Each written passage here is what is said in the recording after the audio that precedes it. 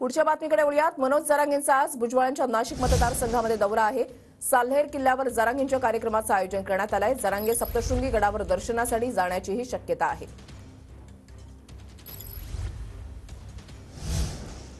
तर तुम्ही 3 वेळा आमचं आरक्षण मिळवून दिलं नाही असं जरांगे पाटलांनी म्हटलेलं आहे। आता मात्र काही झालं तर मंडल आयोगाला चॅलेंज करणारच असं जरांगे पाटलांनी म्हटलेलं आहे। याच्या नादी लागू नका, ज्या पक्षामध्ये राहतात ते मोडून काढतात। जरांगे पाटलांनी ओबीसी नेते आणि भुजबळांना या शब्दात इशारा दिलाय।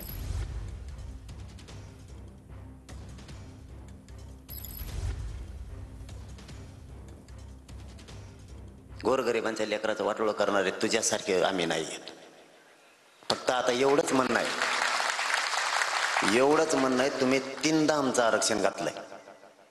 आता जर का पडद्यामागून नाटकं केली आणि हे जर या अधिसूचनेला आणखीन तुम्ही काही कायद्यात रूपांतर झाले जर काही प्रकार केला तर माझ्या मायबाप मराठ्यांना सरळ सांगतो, मंडल कमिशन चॅलेंज केल्याशिवाय मी गप्प बसणार नाही। मग तिकडे वाटोळं झालं तरी चालेल।